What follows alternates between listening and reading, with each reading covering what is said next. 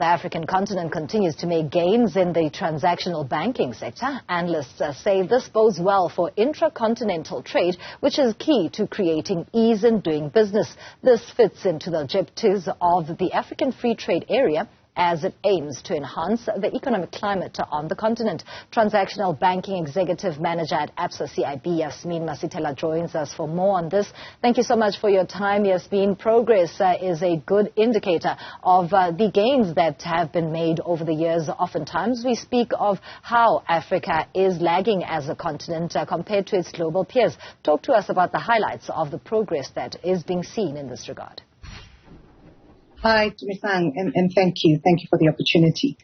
I think if you think about where growth is generally in the corporate sector, and if you look at both South African banks or African banks as well as foreign banks, you will see some interest, actually, a lot of interest going into the continent. I think we often forget that Africa is the youngest continent and has the youngest population. So as we go into spaces where we're digitally transforming, enabling payments to be cross-border, enabling transactions to happen intra-Africa, well, it becomes a lot easier. I think we've also got a very well-developed payment system in Africa with the likes of ABSA having been here for very, very many years to enable transactions or payments in countries and outside of countries. I'm glad that you raised the likes of ABSA. There's also a well-known entity being Mukuru in terms of transactional banking across the African continent. The age of demographic there when it pertains to how intra-continental trade basically takes place is a big factor in the change in dynamic that we've seen.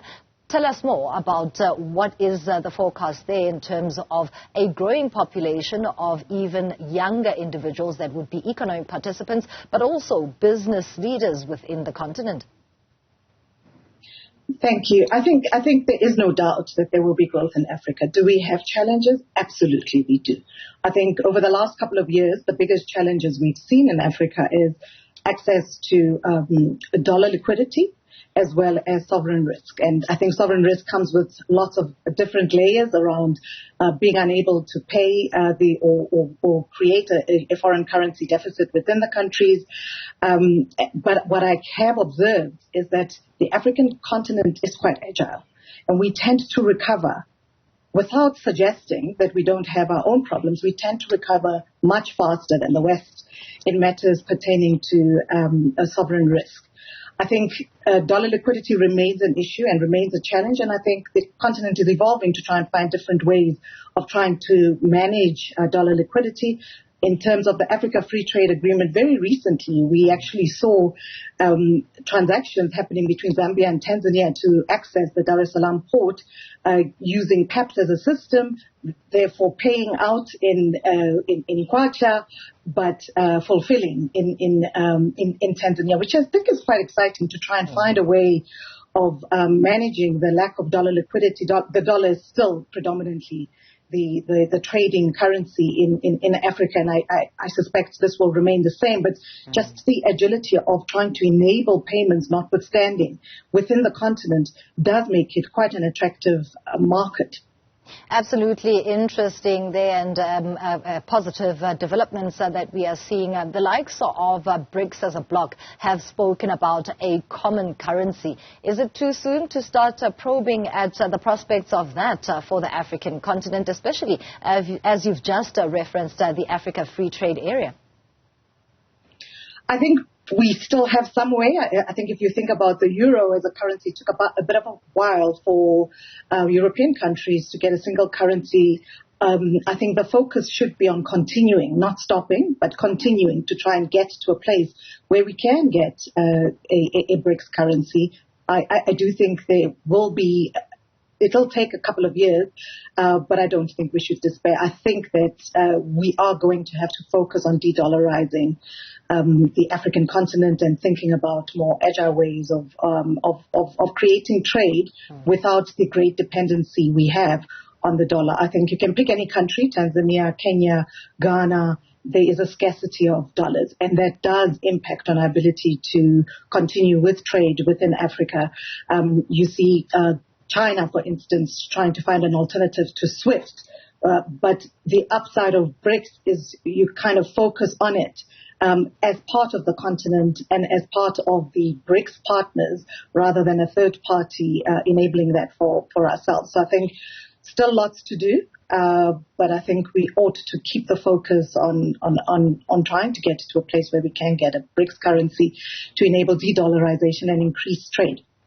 A short while ago, I referenced developments that come out of a ratings review from S&P Global is quite optimistic with regards to the South African banking industry in particular, giving that thumbs up to say that the near-term outlook is expected to be positive and there is room for some sort of gain in terms of these entities acquiring more debt from the state. What's your view around South Africa's banking industry performing as well, given that the country is a gateway to the rest of Africa and progress that starts here tends to actually accelerate even across the continent?